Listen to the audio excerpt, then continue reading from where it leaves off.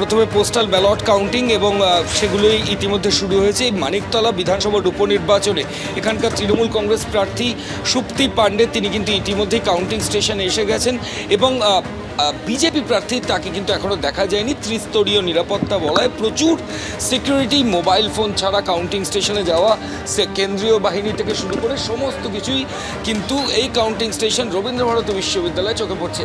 আমার সঙ্গে রয়েছেন তৃণমূল প্রার্থী সুপ্তি পাণ্ডের চিফ ইলেকশন এজেন্ট অনিন্দ কিশোর রাউত। গত লোকসভা ভোটের নিরিখে এই বিধানসভায় আপনাদের 3700-র কাছাকাছি লিড রয়েছে। আজকে যে উপনির্বাচন রয়েছে, প্রত্যাশা কি এর থেকে লিড বাড়বে? দুটোর প্রেক্ষাপট সম্পূর্ণ রকম আলাদা। কারণ এই যে বিধানসভার উপনির্বাচন, এখানে যিনি বিজেপির প্রার্থী হয়েছেন তিনি কেস করে 2.5 বছর ধরে মৃত মানুষের ওপর কেস চালিয়ে গিয়ে বিধানসভার মানুষের সুযোগ সুবিধাকে আটকে রেখেছিলেন। স্বাভাবিকভাবেই মানুষ তার বিরুদ্ধে একটা প্রতিবাদ জানাবে এবং জয়ের যে মার্জিন সেটা লোকসভার থেকে এটা অনেক বেশি আলাদা হবে। ভোটের দিন বিরোধী প্রার্থী একটা অভিযোগ করেছিলেন যে তিনি যেখানে যাচ্ছেন তাকে ঘিরে গো ব্যাক স্লোগান, বিভিন্ন স্লোগান, চোর স্লোগান, এই ধরনের জিনিস শাসক দলের বিরুদ্ধে বিরোধী প্রার্থী করেছেন। ইনফ্যাক্ট তিনি এটাও বলেছেন যে তিনি আদালতের কাছে যাবেন ফের মানিকতলার যে নির্বাচনের প্রক্রিয়া সেটা যাতে আদালত বাতিল করে দেয়। তো আপনি কি বলবেন?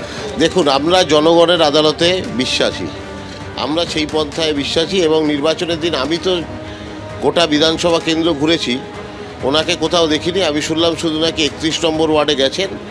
কিছু সংবাদ মাধ্যম আপনারা ওনার সাথে বাড়ি থেকে বেরিয়েছেন, আবার উনি বাড়িতে ঢুকে গেছেন, এটা সংবাদ মাধ্যমের মাধ্যমেই আমরা জানতে পেরেছি।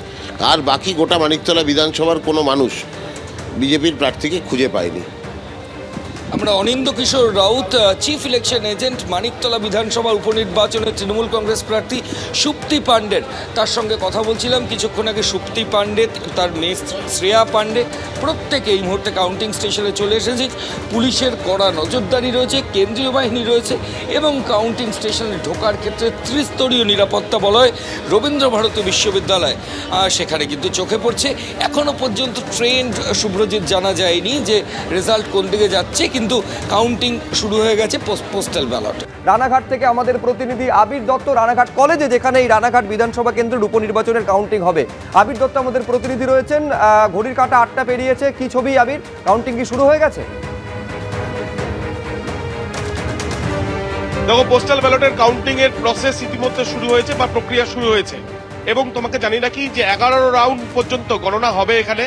অর্থাৎ পোস্টাল ব্যালট কাউন্টিং এর পরে ইভিএম এর কাউন্টিং গুলো শুরু হবে এবং এই যে 11 রাউন্ড কাউন্টিং হবে, মোট 307টি ইভিএম রয়েছে, 3টে ঘরে 28টি টেবিল যেখানে এই কাউন্টিং হবে এবং নিরাপত্তা বলয়ের মধ্যে সম্পূর্ণ রাখা হয়েছে রানাঘাট কলেজকে। তার কারণ যাতে কোনো রকম অপ্রীতিকর ঘটনা না ঘটে।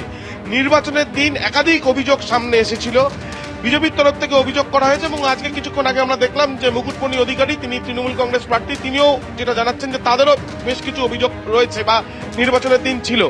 অর্থাৎ বোঝাই যাচ্ছে যে অভিযোগ পাল্টা অভিযোগের একটা বিষয় এবং এই যে উপনির্বাচন রানাঘাট দক্ষিণের এক প্রকার প্রেস্টিজ ফাইট এবং সেখানে দুটো বিষয় দেখার, এক যে বিজেপির তরফ থেকে এই সিট তারা ধরে রাখতে পারবে কিনা, বা মুকুটমণি অধিকারী যিনি বিজেপির প্রার্থী হিসেবে এর আগে জয়লাভ করেছিলেন কিন্তু এবার তিনি তৃণমূল কংগ্রেসের প্রার্থী, তিনি এই জয় ছিনিয়ে নিতে পারেন কিনা, নাকি সবাইকে চমকে দিয়ে বা বলা যায় যে 2016-র পর ফের এখানে লাল পতাকা বা লাল দুর্গর জায়গাটা তৈরি করার চেষ্টা করবে সিপিএম। এই ত্রিমুখী লড়াইয়ের জায়গা কিন্তু এখানে রয়েছে। এখন দেখার বিষয় দুপুর 12টার মধ্যে বিষয়টা স্পষ্ট হবে। কিন্তু নিরাপত্তা বলয় যেমন আমি তোমাকে বলছি, তার সঙ্গে সঙ্গে সেন্ট্রাল ফোর্সের কিন্তু টহল বাইরে এবং ভেতরে সেটাও কিন্তু দেখা যাচ্ছে এবং যথেষ্ট নিরাপত্তা রাখা হয়েছে এখানে। র্যাব বাহিনীকেও মোতায়েন করা হয়েছে যাতে কোনো রকম অপ্রীতিকর ঘটনা না ঘটে। 11 রাউন্ডের গণনা এবং আর কিছুক্ষণের মধ্যেই ট্রেন্ড আসতে শুরু করবে এমনটাই জানা যাচ্ছে।